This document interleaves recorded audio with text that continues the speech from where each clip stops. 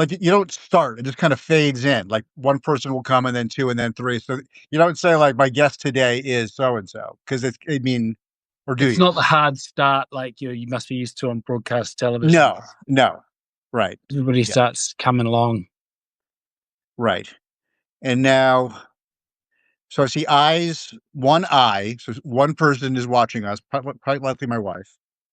Or it could be one of us is watching. Oh, Oh yeah. really?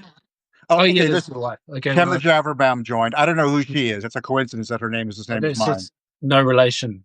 No, she's not upstairs 20 feet away from me at all. A Or anything. likely story. No, no. So my last name is quite easy because it's Meek.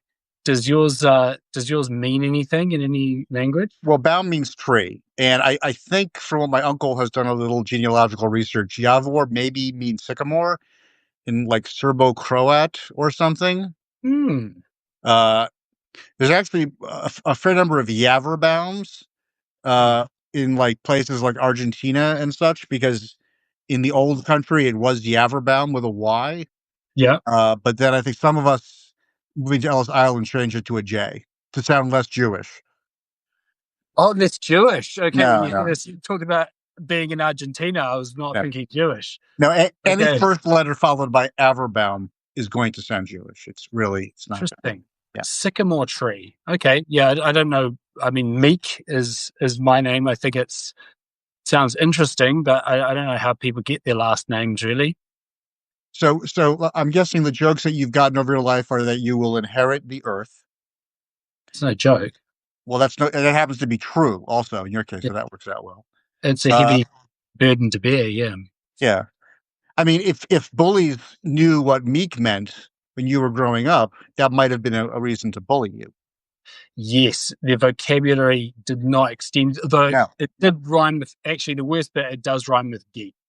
And that's not so I bad. got, yeah, I That got it with peak geek. yeah, But funnily enough, it was my first name that yeah, was a real problem because right. absolutely nobody was called Arthur. And it was a very old fashioned name. And there was a comedy show. The only thing they did know, there was a comedy show that had this character called Uncle Arthur. I'm a New Zealander, but it was an Australian show. And Right. Uncle Arthur was a bit slow, unmarried gentleman. So I used to get a bit of that. And now I'm a parent of some toddlers. Arthur is possibly the most common name given to any child in England, where I live. And I can't move. If I go to any playground, any childcare situation, someone is always yelling, Arthur, stop that. And I'm kind of going like this. And it's a 3-year-old being disciplined, but there are honestly one in every room. It's at least, Arthur, Edward, and all this kind of stuff. It's at least a kind of a 1 in 15 kind of name, I'd say, In New Zealand? given to male children. Yeah. Well, I live in the United Kingdom. So in the UK, Arthur. Yeah, well, yeah. he's a mythical king, a hero. That makes sense. Yeah, maybe it's a little bit unpolitical or something because we've gone so far back in time. I'm not sure what it is, but yeah, everybody's choosing Arthur. And it's not just out of respect. Yeah, well, it's for you personally. They respect you personally. Whereas what you don't get anymore, I don't hear any sorry, David, but yeah, I don't have my Davids, my Matthew, Marks, Lukes, and Johns. You don't hear any of that these days in children's name and nomenclature. When I was growing up, there were so many Davids that's how I got DJ. It just seemed like a makeshift nickname, and it just kind of stuck because there are a lot of Davids. You're right. I think it has declined in popularity. Arthur is now. Arthur's a good name. Thank you. Well, I think David's a good name too. Hey, you didn't do your naming yourself. I'm not really praising you. Your parents are praising, I guess. Yeah, that is a weird thing, isn't it? That these days there's no ceremony at 16 years old, a rite of passage where one either confirms their name or chooses a different name, right? Whatever your parents choose for you, most people would keep, I reckon. Yeah, but that would make sense for an initiation ceremony, like a bar mitzvah, quinceañera, or something like that, where you get to choose. I mean, that's a rite of initiation, of self-empowerment, I suppose. But I don't think your name. Yeah, yeah. Somebody named IT guy joined. I think I may know that person just casually for the last 25 years or so. I don't know. Uh, she's more an IT girl. She's all right. So for those of you who are joining us, thank you. The man you see before you is Arthur Meek. And my wife found your title before. I was trying to find your title and I couldn't find it because I was trying to put that Yeah. in the promo stuff. And it's what is it? It's what is your title officially? My title at Substack, I'm a Substack insider, people, is Partnerships Associate, open brackets, video, closed brackets. Mm-hmm. Okay. And what does that What mean? you need to know. We'll get to how you helped me specifically in a moment, but in general, what does that mean? Well, honestly, Substack is such a small company. It's no secret that we're only 100 kind of people. And I work in the UK, in fact, which is even smaller. It's 3 people. We're about to have our 4th person. So actually, the title is relatively irrelevant. We do absolutely everything at the moment. That's what I figured. Yeah. Yeah. I'm, as well as my job is effectively, to put it in normal terminology, evangelism. I bring interesting people onto Substack. It is pastoral care. I look after people who are on Substack and help them, have a great time. And also, I organize pub quizzes and whatever else is required. So, yeah, at the moment, I'm organizing a pub quiz for the middle of May. I believe the Americans know this as a trivia night, where you go to a bar and Yeah. you get into teams and ask questions and so on. Well, we're doing a Substack, Pubstack, it's called, Good. in a working class bar in London in a couple of weeks' time. And the chief responsibilities are falling on my shoulders at the moment, which includes what kind of pizza is everybody Right. eating? So that seems more like an office kind of excursion kind of thing than a global movement. The first two seem like biblical, like you said evangelical, and then you used the word pastoral. So Pastoral care, yeah. yeah, so I got a whole biblical thing going on now. Like, this is a mission. You're a missionary spreading Yeah, the word. And in the case of this, I approve of this missionary work. But thank you. Well, yeah, I mean, we are fundamentally based around a mission. It's my first ever job. So I worked, it's the first time I've been employed. I've just come back from my first ever official paid holiday. Before that, for those of you who don't know me, which should be everybody, I worked in film and television and theatre. I actually am a well-known playwright in New Zealand, for I whatever saw that's worth. an actor, and there's a lot of cool pictures of you. If you Google image Arthur Meek, there's some cool images of you in various different looks, which were really cool to see. Yeah, thank you. I really like to switch up my looks. Suit, sometimes shirts. You wear different shirts. Wow, that must be a New Zealand thing. We in America we wear the same shirt every day. Maybe that's just me. That is actually my fashion sense these days. It's partly being a father and it's also environmental reasons and stuff, but I'm trying to dress like a cartoon character where I effectively wear the same thing or a small variety every day. And I believe it was Barack Obama or somebody like that actually that said, you've only got so many decisions in a day, so why waste them on trivialities? So that might have been Steve Jobs, because I think Steve Jobs did wear the same thing every day for that reason. I think he said, I don't want to have to decide that. And he didn't care. And I completely commend him for that decision. That's not a choice I want to make. And if you do that, you also can wind up, people won't be able to tell if this interview is from this year or from 10 years ago because I'm in the same pajamas. Right. Whereas if I wore a shirt that said Carter Mondale 1980, that would date me.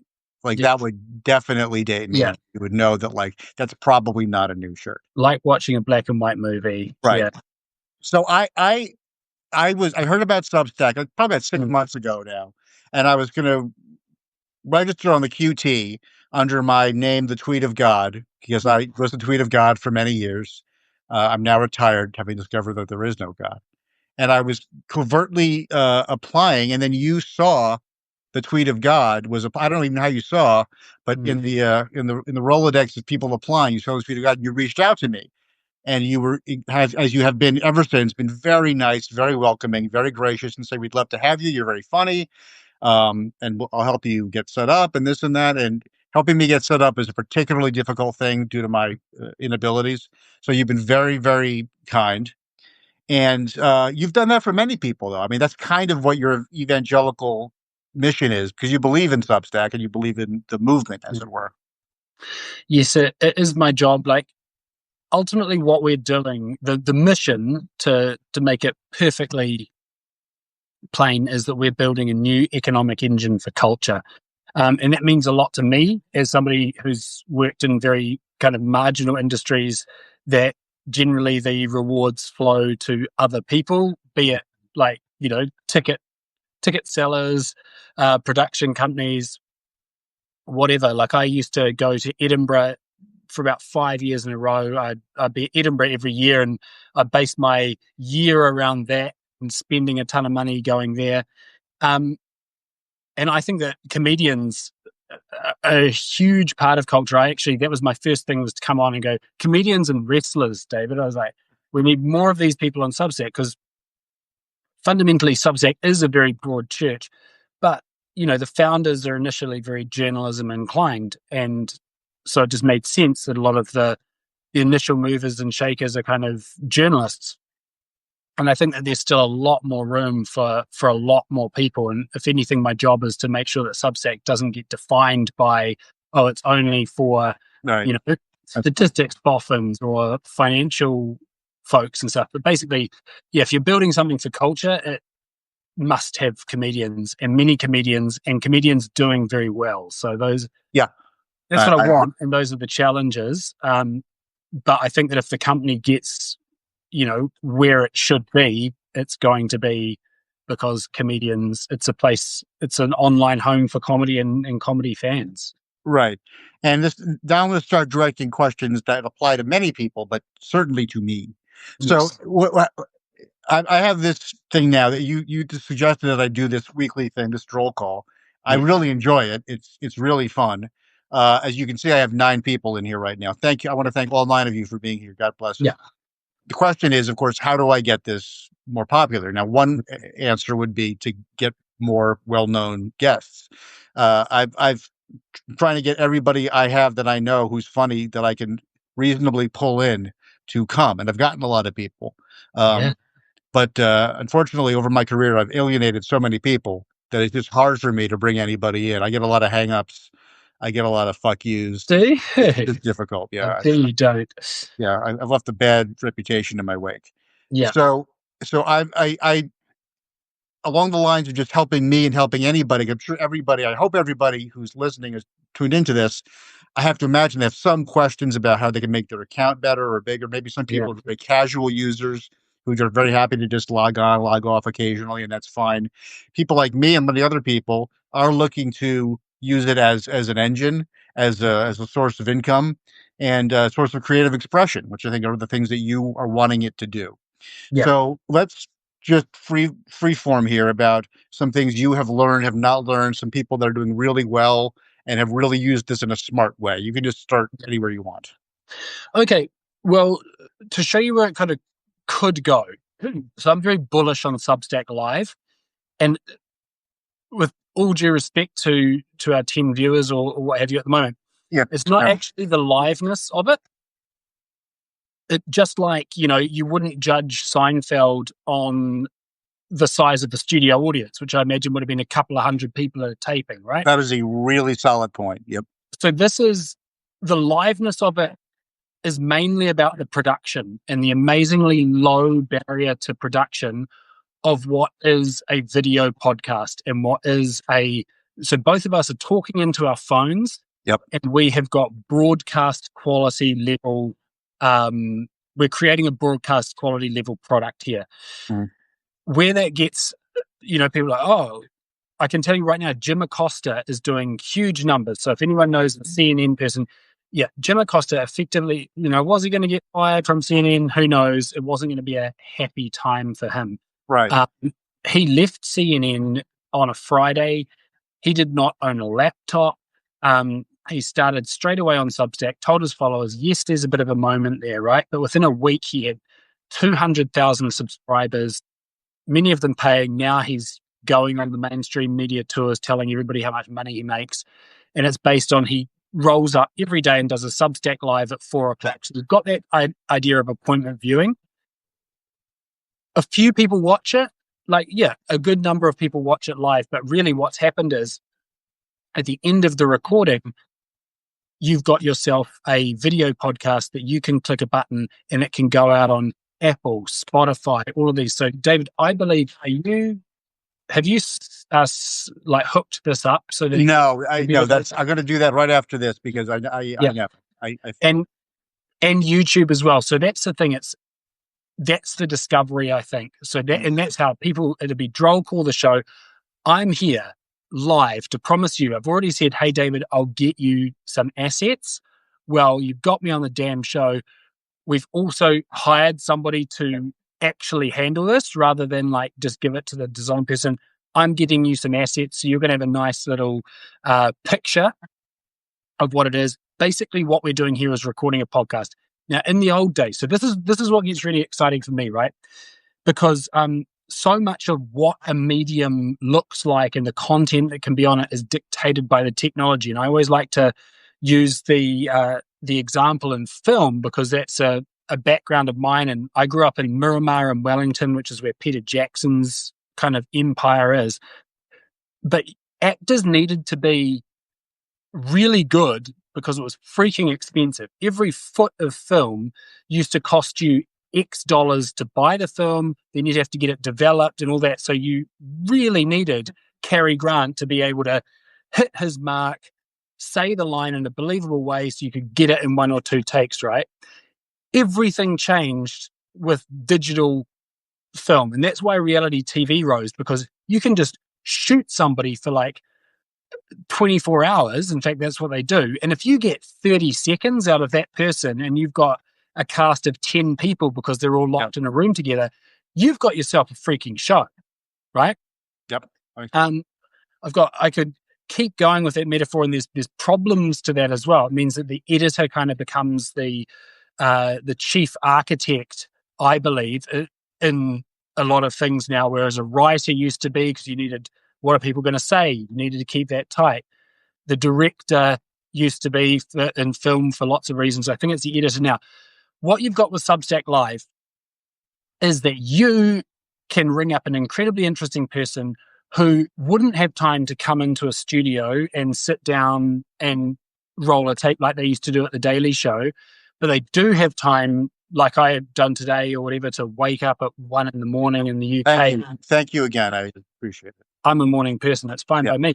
But this is the exciting thing. Like the type of guest you can get really interesting people who can say yes and they can dial in from wherever, and you can capture, let's be honest, it's their voice. Like for some reason, the video podcasts do really well if you've got the additional way. Like if people want to watch this, absolutely fantastic. In my own experience, like I'm a father of 2 toddlers. I've got an AirPod, my accent, in my ear, walking around doing the vacuuming and the dishes. I'm listening to stuff all day long. But the video podcast then does what I like to call the full stack, right? If you want to watch it as a viewer, you can watch it. If you want to listen to it, you've got the chance to listen to it. You got so many chances. You can read the transcript if that's your jam. So that's what's exciting to me. I think it frees up some really exciting potential to spin up shows. So I worked in development of shows. This is another thing. I think Droll Call is a fantastic format. You just need to keep rolling. I think it needs to go out on Apple and Spotify so people can discover it in other places. Yeah. But I'm talking with a lot of production companies at the moment, and I used to go away for people would pay me to go 6 months coming up with things, and then you go to a producer and say, put it on a page and say, hey, I think this would be really good. And they say, Now you can spin up a show idea, test it for 6 weeks, see if there's a bit of an audience for it. You can either take that artifact to a producer then and go, look, people are really digging this, or you can just keep rolling. I would hope that something like Droll Call will be of immense value to a bunch of audiences who are going to support you through direct subscriptions. Yeah, that's something I want to ask you. Is that I read an article about how as Substack grows, and there are more and more people who are seeking paid subscriptions, there are going to be fewer and fewer of them per person because there's so many more and more expanding, and there's only so much money people are willing to spend in total on subscribers. What do you think of that?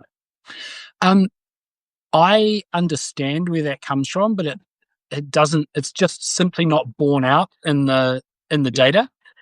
Um, it really is. There's it's not that much money is one thing. Like, so there's this guy who I quite like, this CEO who's with Waterstones, which is a big book selling Oh yeah, no, I've seen that yeah. before. Um, and he revolutionized Waterstones by coming in and going, books aren't overpriced. Let's not do 2-for-1s. Let's not do, he's just like, it's just good. Just allow people to understand, sell good books and allow people to know that they're available. So I understand the hypothesis. And it's because I think as viewers, we're used to getting stuff for free. But then that's what happened in the early days of, music. Everybody was pirating music because it was just available digitally. So they pirated it.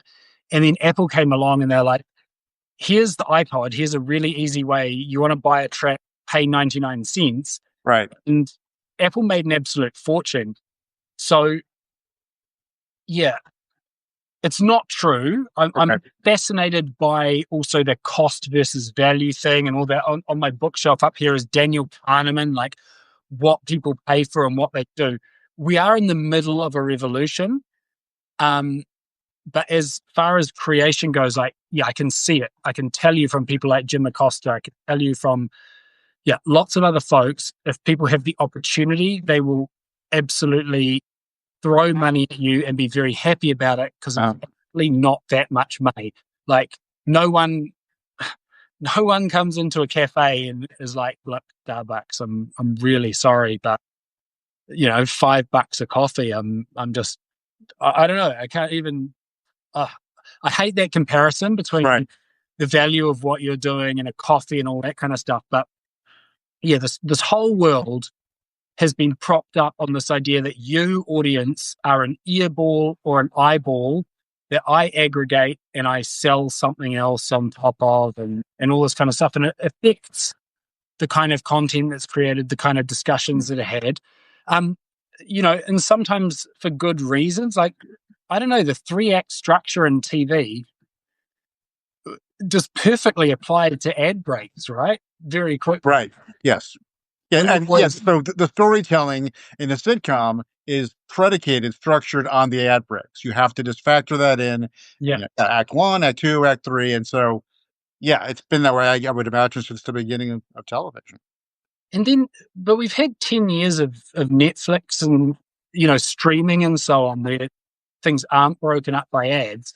Like in your television experience, what happens there? Because sometimes things are still half an hour. We started having like 1 hour long. As the like, what does it do to your sense of structure and stuff when you don't have to factor in advert?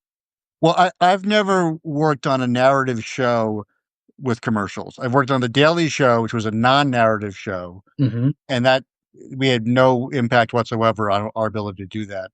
And then I created and show ran a show on Netflix, which had no commercials. So that wasn't an issue there either. But had no commercials, but the Daily Show was always about after the break, come back, we're going to be doing this. And like, it was a great structure like that. For the Netflix, like, how did you choose how long the show was going to be?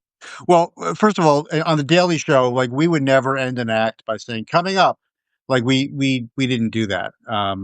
Maybe we should have, but no, we didn't do that. Our natural structure was we did like the important stories in Act 1, the big headlines. Yeah.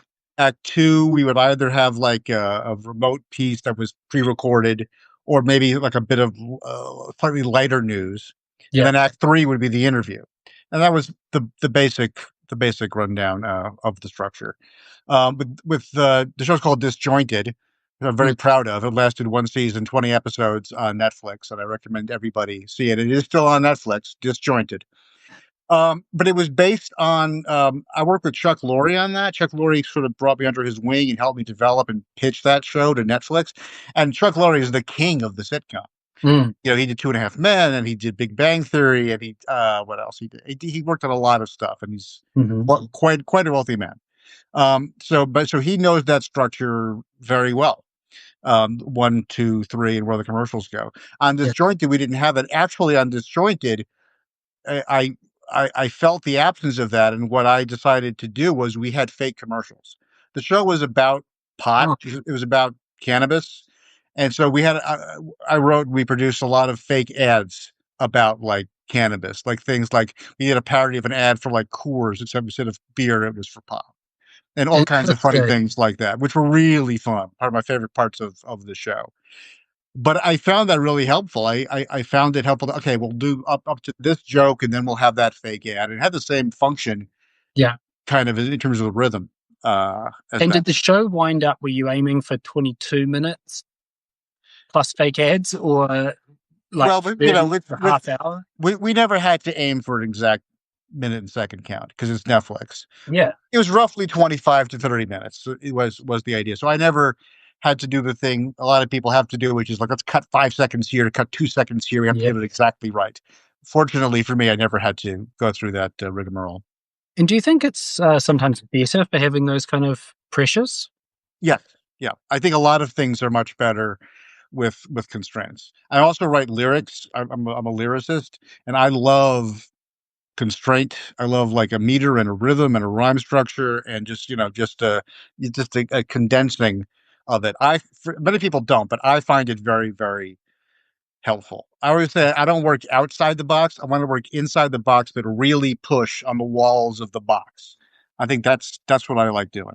See, this is really interesting to me because I'm kind of the same. Like my initial background, I was a Shakespeare kid, and when I was 18 years old, I left New Zealand and came over to Shakespeare's Globe and like rolled up on the doorstep and I was like, give me an internship, and they did. Good for Um, you, man. That's awesome oh, how you did that. but I was just like, with vocation, it's not actually that difficult. It's weird. You do these crazy, looking back at it now, I'm like, what was I thinking? But it was just like, there was just no other thing that I was going to do. And there was no other thing that they could do other than say, yes, come here and work. But I've always been very aware with learning shape. Like the meter is awesome because it gives you a great structure for learning. It's easier to learn. It's easier to remember in a lot of ways. And I'm actually looking for, at the moment, I want to make sure that I keep my memory sharp and stuff. So I am learning those rhyming things. So I've got things off the top of my head, which are great. But that structure there. I worked on soap opera in New Zealand, which is, Oh wow. yeah, that was the best job I've ever had in television, right? And I got there, funnily enough, this is the way New Zealand works. I had I had a couple of like hit plays. One of them was called, to give you an example, it's on the conditions and possibilities of Hillary Clinton taking me as her young lover. That was the name of the play. That was the name of it. It was actually done initially for a New Zealand Prime Minister called Helen Clark, but then come 2015, it was spun up for Hillary Clinton. Same idea, an overeducated, underachieving millennial, as I was at the time, had figured out that, being a credible politician wasn't enough in this day and age. And remember, this was pre-Trump people.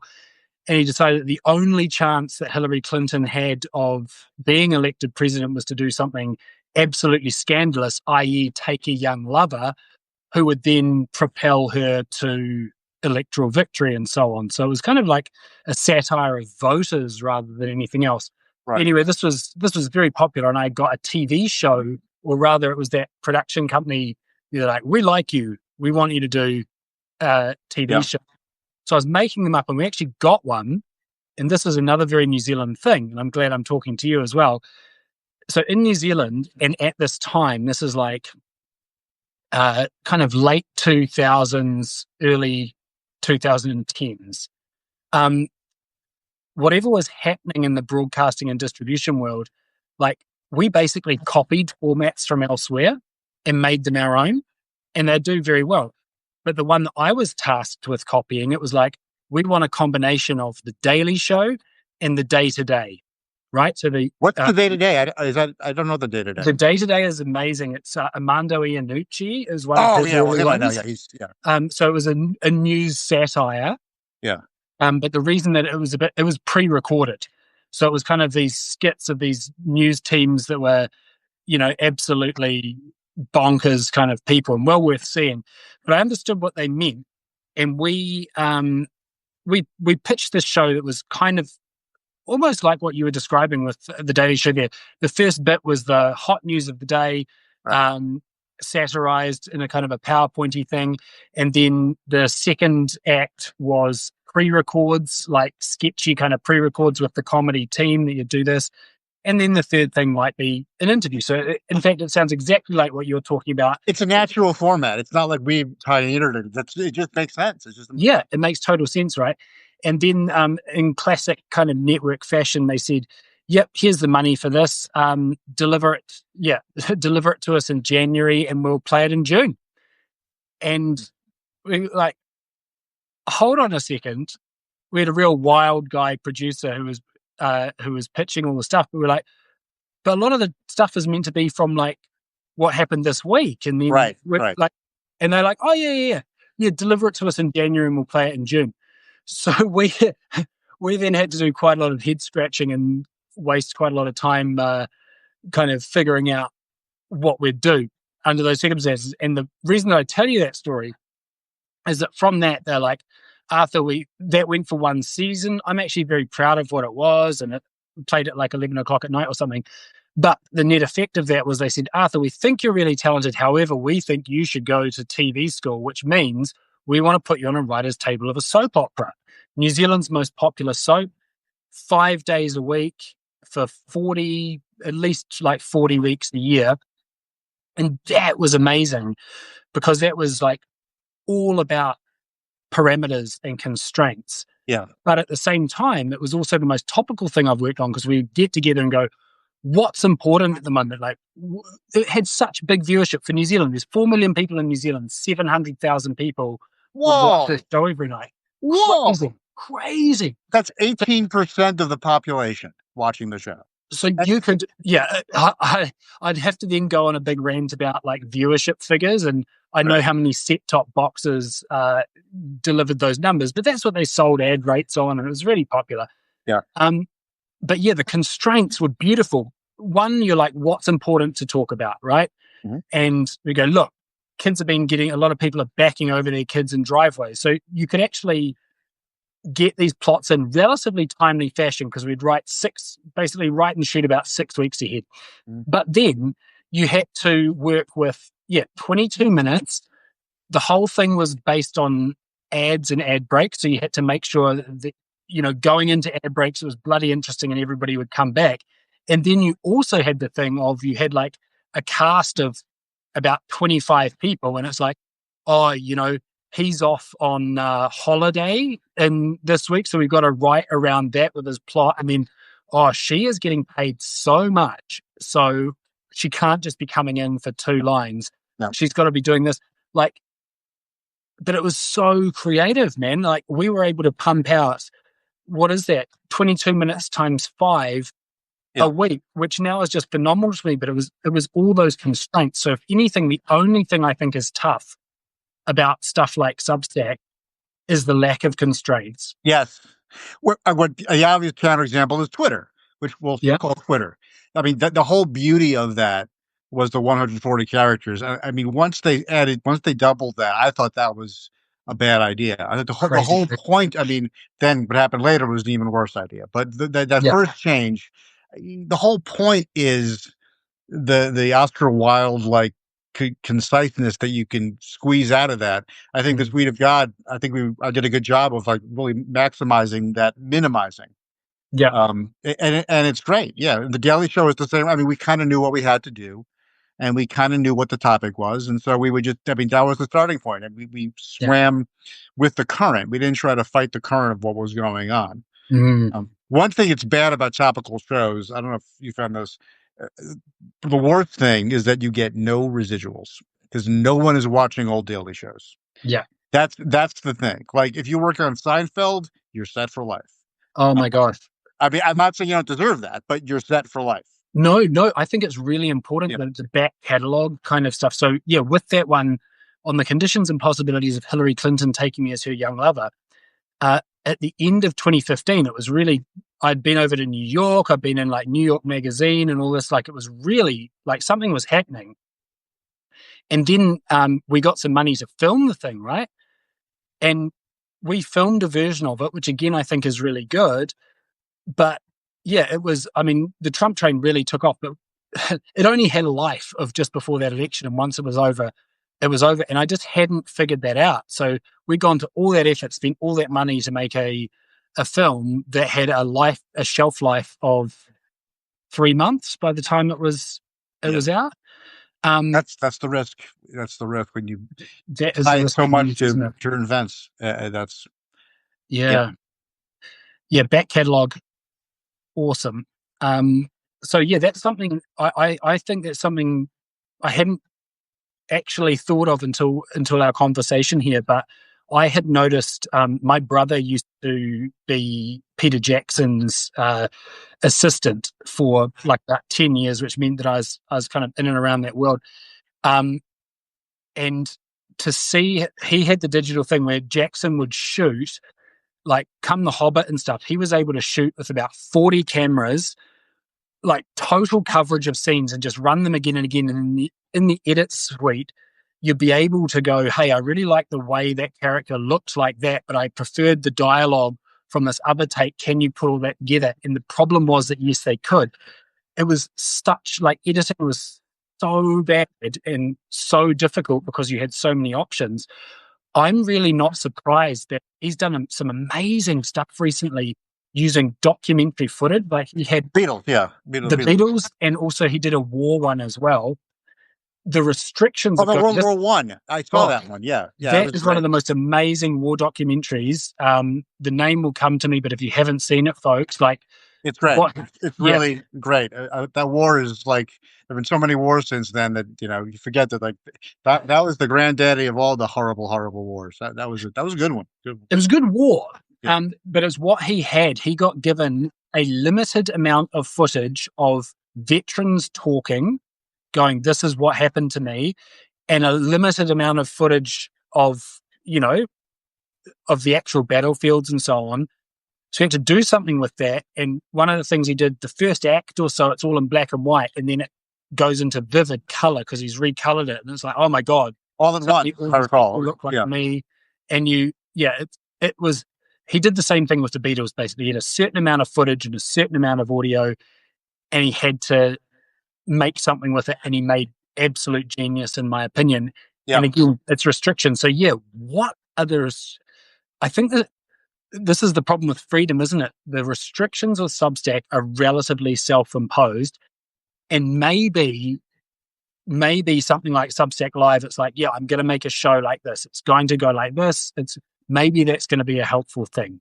But the back catalog thing is very interesting to me that you just mentioned there. It's like, what's it going to take to make something worth listening to from, a year or so ago? I think it's a great question. Well, I mean, is it things like Shakespeare are timeless because they're not necessarily about one political event, or if they were about political events from hundreds of years before Shakespeare, so it wasn't really about that. When you said Shakespeare and constriction, I was thinking about their sonnets. I mean, the sonnets, that's as constrained a form as you can get. Yeah. 14 lines, 10 syllables per line, rhyme scheme, like, and, that's the perfect model of like how a constraint can bring out genius because you have to work in that form. Man, I mean, even musicians these days, albums just seem to go on forever. You see these albums. Like, it was a huge thing when Smashing Pumpkins put out Melancholy for me, and it was like, oh, double album. That's a lot of songs. But now it seems like, yeah, again, the constraints. I've just got a record player my wife and I got a record player. We thought it'd be nice for the kids. And seeing like what people had to do with the record, it's like there's only so much sound you can get on there. I've realized with a lot of albums, the last song on the first side is an absolute banger that gets you changing it over and stuff. Again, constraints being the mother of some extraordinary invention. And Dark Side of the Moon, that's Great Gig in the Sky, which is one of the best songs of all time, in my opinion. That's the end of of the first side. I I'm always sure. think about that. Every time I hear that song, I want to hear the next song because it's so good. Yeah.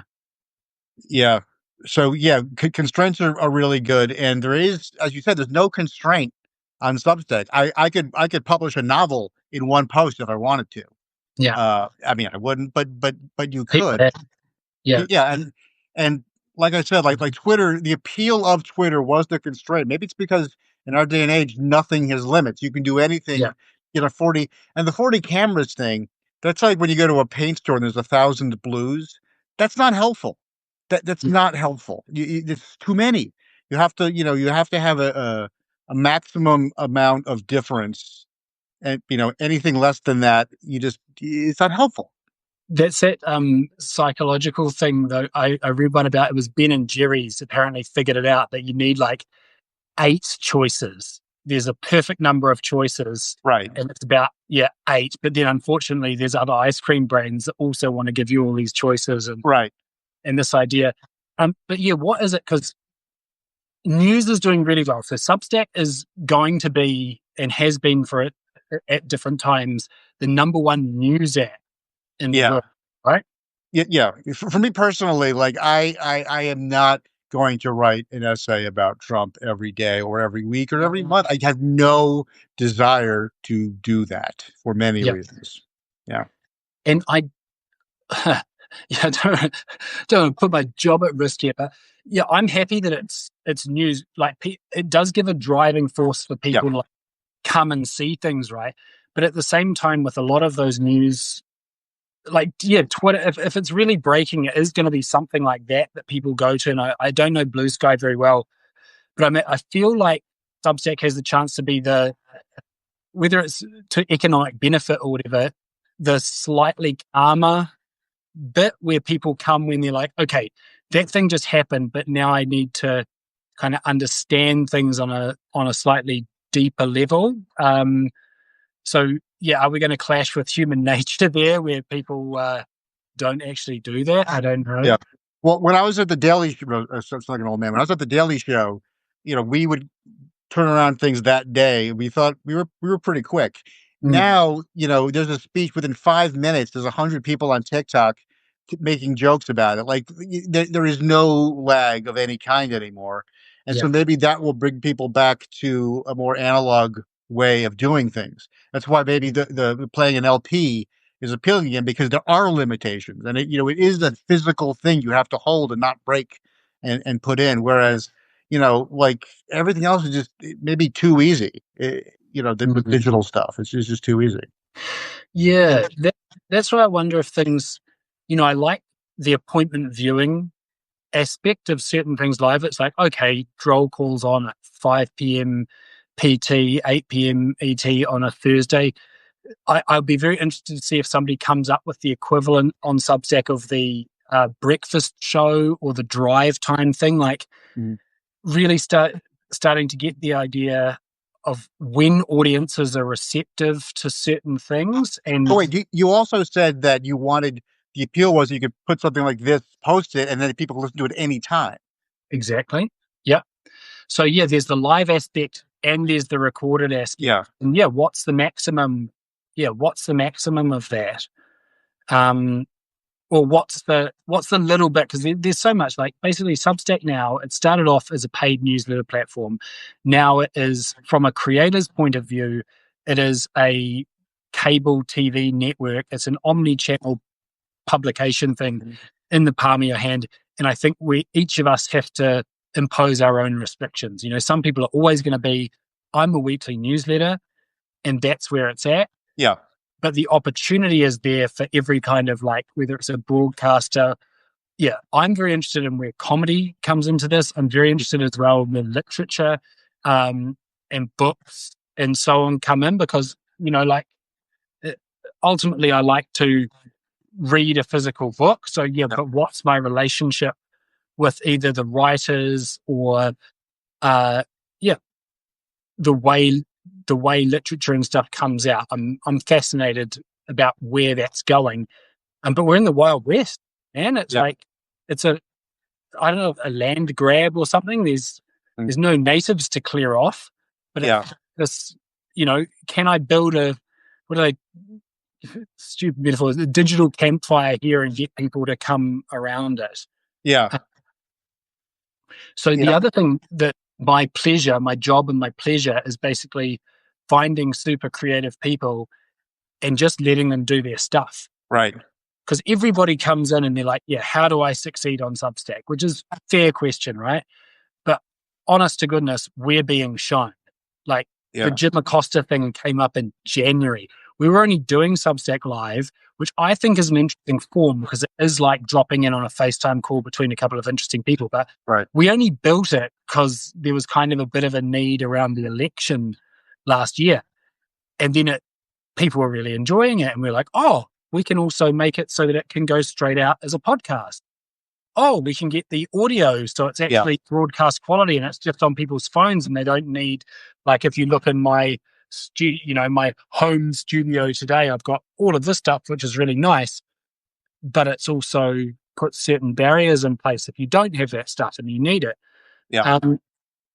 So yeah, the next bunch of people that I want on Substack, I used to also write for wrestling. I want to see wrestlers. I just want to get a bunch of creative people and go, hey, this is what you could do. Try this stuff. You show us what works. Because It seems to me, from what I've observed, that the basic style that's most prevalent is like first person essay, whether it's about politics or about humor or my children or whatever. Like, and for me, like that's not my bread and butter. Like I'm not someone who writes about himself or really wants to. So that's something I've been thinking about because can I start doing that? No, I don't really want to do that. That's not my thing. I want to write, comedy pieces or whatever comes to my mind whenever it comes to my mind. Yeah. And I think you can and should be able to definitely build a community around that. It's a little bit about articulating what you're doing, I think, and what you want to do. And understanding that there's going to be a lot of people. We just have to get in front of them. And I think you putting this out, Droll Call out, where people can discover it in their podcast app, rather than having to come to Spotify or anything like come to Substack rather, could be a part of that. But I think that is the best way to do it, is to start with what keeps you going rather than that thing you talk about, the eye stuff, that Right. it disappoints because I went to drama school, Yeah. actor and all that. Like I liked acting because it was about inhabiting different characters and different people. Yes. Right. I have to say that where the industry has gone because of technology, because of a bunch of stuff, but it's basically like you being you is the kind of thing that people are digging. Like, literature people bang their head against the wall all the time because all the popular stuff is auto fiction, like thinly masked biography or Not my thing, man. I just I don't care. I don't care what you think. I don't care how you lived. I want to see something that's like drama. I want to see something entertaining and speaks to the human condition, or at least is very, very funny. So I do want to, that does seem like a niche. But the other thing I'm trying to figure out is, do I want to put in the discipline and effort to like write something every day and put it on? Or do I want to just wait till inspiration comes? I don't know. I mean, because I'm kind of a lazy ass, the first possibility intimidates me because I know if I did that, then I would have a lot of crappy stuff intermingled with the occasional jewel. Yeah. Well, there's benefits to all of those things. Again, it's up to what you want to do, but there's a guy that I love called Richard Herring, who's a UK person, and he's a comedian, and he just decided sometime in the early 2000s that he was going to do something every day. And he wrote that blog, and again, you don't need to see every episode or whatever, but the British Museum or the British Library rather, has collected that stuff because it's like Wow. it's become a historical thing because of the consistency and so on. But funnily enough, he again, I think he could make more money or whatever on Substack. But one of the things with that writing is like he's always said it's a real benefit to me to write every day. Thank you for Yeah. reading it. It's a different thing to somebody who's going, I'm going to give you the stock tip that you're going to buy these stocks and you're going to be a bajillionaire. Like, yeah, people throw money. Some of the biggest ones on Substack, you never would have heard of them, but honestly, they do that. They write a newsletter once a month and they tell you what stocks to buy and they Like, charge like $2,000 a month for the subscription and people pay and they're like, thank you so much. Like, it's, it's like all those con artists who tell you they have a way to make money, and the way to make money is for you to send them their money. Like yeah. that's yeah. Haruspex, that's the job that I want. So Haruspex is the Yeah. old Oh, version. wait. Yes, I remember this. This is somebody who reads fortunes by what is it? It's a fortune reader by doing something. Bird entrails, or they Bird cut open entrails. an animal Right. and do that. But yeah, future predictions. Everybody throws money behind future predictions. Like, Yeah. yeah, there's a few funny ways if you wanted to make money. Um, you definitely think of doing it like that. But we're going to be shown, like, basically, I believe that we are and will build this engine for culture, but it has to fuel comedy.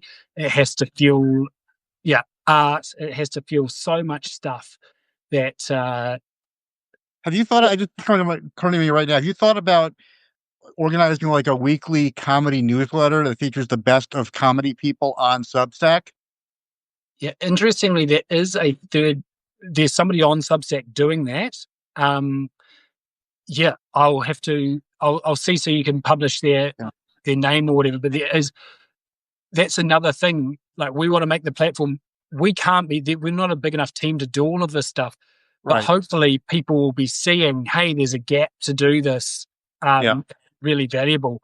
But anything that brings communities together around stuff is going to be pretty Because that's helpful. the idea behind Spotify and Apple. Let's have all the content available for you, and then you can pick what you want just based on Yeah, having it all there. Huh. I yeah. don't know. It's a great value proposition. And what I like about the Substack's recommendation system, rather than being an algorithm, it's more about who's peer-to-peer recommendations. It's like Mm. you recommend some comedians, Mm. and it's actually quite effective because when people sign up to you, they go, actually, that's great taste. So I think, curation is always in the maelstrom of this pop cultural whirlwind is going to be very valuable. And I want those kind of people coming through. I don't think you're a curator. I think you're No, yeah, I'm a you're a preview maker. user. Yeah. You're a creator of Yeah. stuff. Yeah. So yeah, hopefully all of those things will build up around you though, and you'll have lots of people pointing to you. Oh, I don't know what to ask you. I haven't been able to think of a good thing for my subscribers to get as a bonus. Interesting. I don't know. I would Yeah. love to come up with something because I've last month or two I've lost a couple of pays and I get it. Like I'm not giving them any reason to pay. So Yeah. I don't know like an extra. Like, I don't feel like I'm in a place yet where I can offer bonus content. I'm just not Yeah. at that level. Yeah. Bonus content. I mean, there's so much stuff that people do as founding members. We're seeing more people doing like little get-togethers for fans and stuff as well. Like, I don't know. Yeah, I've got to just hold on to that question. I can tell you that some people are offering, they'll send them a postcard or something like that, or there's some kind of. I think IRL is the next frontier with a lot of that relationship. IRL. That's Yeah. really funny. This is irrelevant to this conversation, but I wrote a musical called IRL. It's having a kind of premiere tomorrow night. Where? In Where? New York City, 54 below, but it's sold out, so you can't come. But if you came from London, I'd probably get it way as easy win. That's just a really funny coincidence. That's awesome. How long Yeah. has that been in the works? Year and a half, probably year and a half. Are you going to be over there for the? Oh yeah, the no, I'm previews? in New York right now. I'm in my parents' basement, simulcasting this, and yeah, tomorrow night it's gonna happen. I'm very excited. Oh, Very, it's but that's one half or one part of my creative life, which is yeah, going pretty well, and then this part is another which I enjoy, but I'd like it to be going better. Part of that requires me being inspired to write stuff, and that's not on anybody but myself. But the yeah, other part of it is these practical things that I think you're instructing me about in a yeah. very helpful way. So I think for me, more and more, it's about figuring out what the relationship is between you and the people that you want to, what do we call them, read, be an audience or that kind of thing. But I will say for those of you who are hanging on with us here, I think that audiences can be better too. Um, like I think that audiences can share and like, and like sometimes when I look through stuff compared to TikTok and Twitter, it's like, man, what does it take to get a freaking heart on this thing? When you signal via hearts, via restacks are really important as well, and it's really easy to like take a great quote from someone and just restack it. Yeah, Like that matters in terms of David being seen by other folks. So yeah, yeah, that's my next little crusade is to help people on Substack learn how to be better readers and more helpful. Because a lot of people are like, I can't afford to pay $5, which is fine if that's what you feel. But there's so many ways that you can, as a free subscriber or whatever, really help artists that you care about expand their oeuvre. Because it's ultimately it's a numbers game. The more people, the more total subscribers you have on Substack, yeah. it's always going to be between about 2 and 10% of those people are going to pay.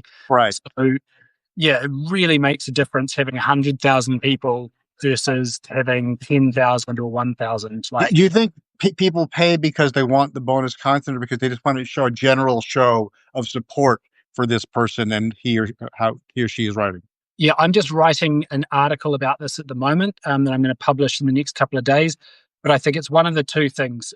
People are either an investor or they're a supporter. If they're an investor, they expect to get something out of it. They need you to give them a stock tip. They need to tell you what the next fashion trend is so that they can do it. But I think the other one is they want to support the mission. They want to support you and they want to support the mission. So I think that it's important to be at least give some clarity about what those two things are. Like from a news point of view, there's popular information by this fella Judd Legum. He does investigative reporting. He says my work is really, it's important that it is free to everybody. Mhm. In fact, Carol Brawler does a similar thing, and she has a phrase, democracy dies behind a paywall. Yeah. I don't necessarily agree with that, but she also says, please support my work. And Mhm. people do. So like, yeah, I'm trying to find more clarity in the stuff that I put out as well. I have a Substack that I've had for years called Profit and Delight, which is, stuff that takes my fancy, but I think is kind of meaningful. I'm going to work a bit more about going, hey, this is what the mission of it is. This is what you're supporting and how. And I think as long as you're clear about that kind of stuff, people can get behind the mission or choose to support it in some other way, which might be sharing a freaking article, hitting that heart button like I saw a couple of people Yeah. do before. That's what I wanted to ask you. Like, one idea I have for content, because this is something I do anyway, is Yeah. like find odd, weird, so bad it's good YouTube videos, and then just write commentary on them, which is kind of snarky. But that's something I could do and would do, and it's not something I would be easy for me to do that. Um, it's funny. I'm talking to this guy who's actually Scottish but lives in the he lives in the States. He's a head of some law firm, but he's got a massive he does football commentary like that. He does like just take stuff and comments over it. I think that's great. If that's something you're into, I think you should totally give it a go. It's when I first came to America, my brother was really good friends with these guys called Rooster Teeth, and that's how they came to fame. They played computer games and they made they basically commented over computer games and made little scenes out of it. And now that's Twitch, right? Or what is that? Is that Twitch? There's a whole service of people commenting over gameplay now. Well, they're actually live playing and talking about what they're doing. Like these guys are doing funny, these characters in a computer game were having an existential crisis about what they were doing there and why they were fighting this war and stuff. It was so funny. But what interests me about that, to circle back to is the restrictions. It's like, man, taking one little thing here and commenting over it is Right. yeah, that's a form. Like, that's a show or a section or something like that people would look forward to. Well, it's like Mystery Science Theater 3000, which is, that opened the door for a lot of these things. Just them talking shit about bad movies. I mean, that's kind of I love that. I think that's Yeah. that's really funny. Would you recommend doing that with like audio, like talking over the clip? Oh yeah, well you can. It's easy enough to. Yeah, people do that. Yeah. Yeah. You might have to learn a couple of things about editing to minimize the sound at certain stages.